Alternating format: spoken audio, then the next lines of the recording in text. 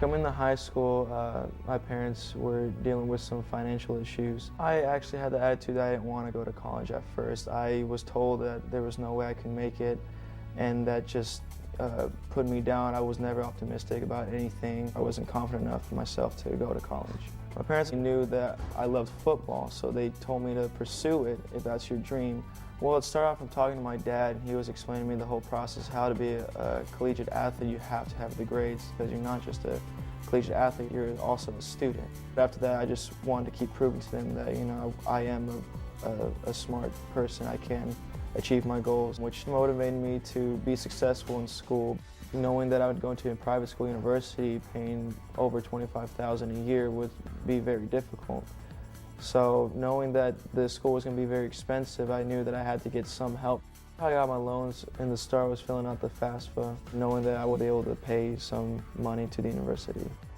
Coming to university was a really great experience. As a freshman, it was a little scary, but I got the hang of it, and the people around were just really great. It taught me a lot of lessons, that I'm gonna have to take care of my own responsibilities now. There's no mom or dad to pick up from you.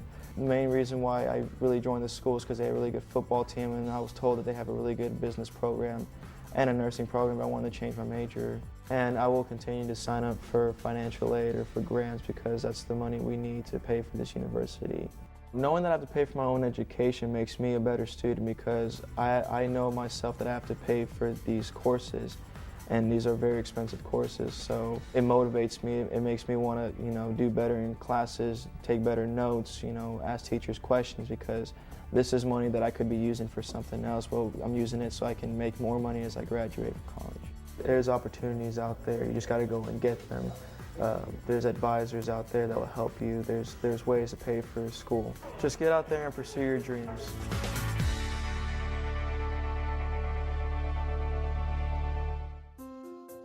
Now let's dig a little deeper into the individual sections of the FAFSA. The first section deals with the student's personal information. In both the paper form and online, it's called Step 1.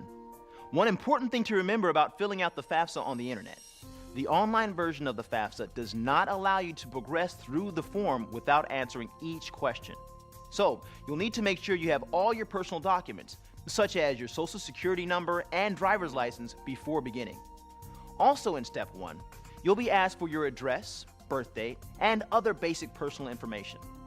If you're a man, ages 18 through 25, and living in the U.S., you must register with the Selective Service to get federal aid. If you are not registered, select Yes, and you will automatically be registered with the Selective Service. Also in the Step 1 section, you will be asked whether you're interested in loans or work study. If you don't know, we recommend that you answer yes to both of these questions. Here's why. Work study and student loans are offered in addition to, not in place of, grants. And should you be offered student loans or work study and don't need them, you will have the opportunity to decline them later. The FAFSA also asks for the highest level of education completed by your parents. When answering this question, use information about your birth parents or adoptive parents only. By the way, some schools and states use this information to award aid to students whose parents did not graduate from college. One more thing about this section of the FAFSA.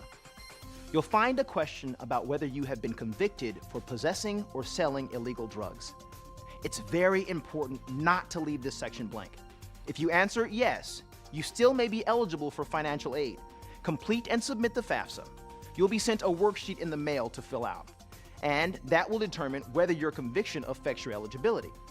If completing online and you answer yes, then be sure to complete the worksheet associated with this question. Remember, this question is for the student, not the parents.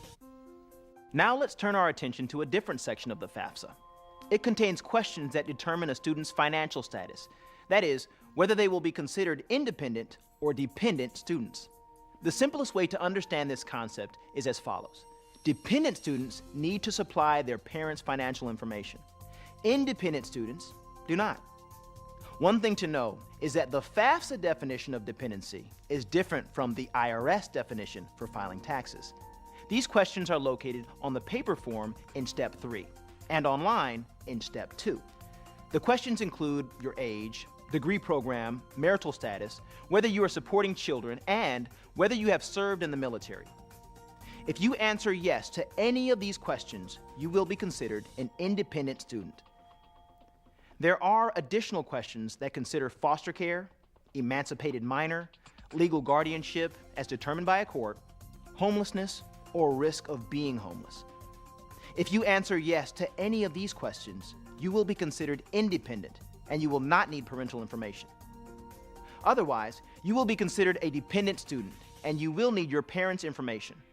Just to help clarify things about whether a student is dependent or independent, let's look at some examples.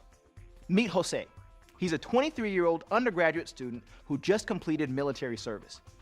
He would be considered an independent student. Now, meet Alyssa. She's a 19-year-old freshman who has a baby, lives at home with her parents, and only works part-time. She would be considered a dependent student because her parents financially support her and her child. Now, there's one other thing to keep in mind.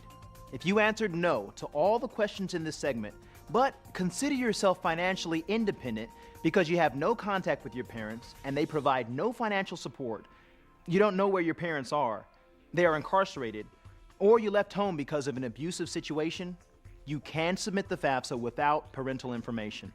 However, your EFC will not be calculated, and you must contact the financial aid office at the college you wish to attend. They will ask you to supply documentation that shows that you are financially independent. Then, it's up to the school's financial aid administrator to decide whether you can be considered independent. Okay, we've covered even more ground, so let's recap. If you're a male who's at least 18, you must register with Selective Service. Don't forget to say yes to both loans and work study. Make sure to answer the question about drug-related convictions. And complete the section that determines your status as an independent or dependent student.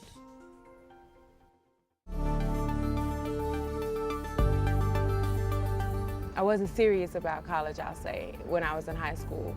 I got pregnant when I was a junior. I really didn't think that I needed to go to college at the time. I just knew that I needed to be there for my daughter.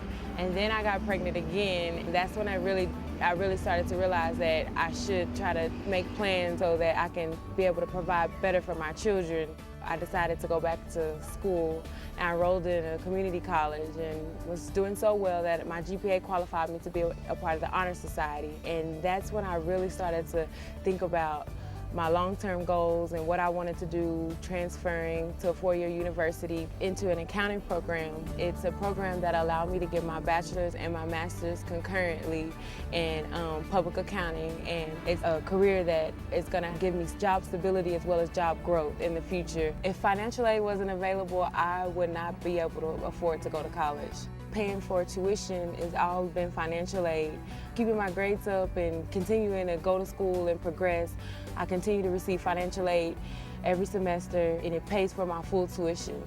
This award is the Presidential Student Achievement Award for students that have overcome obstacles to obtain their education. It reminds me of why I'm continuing to further my education, and it lets me see that I can do anything I put my mind to. Although you may have obstacles that you have to overcome, don't let it stop you from achieving your goals. Just like people have encouraged me and told me to stay in it and were there for me when I felt like I couldn't do it any longer.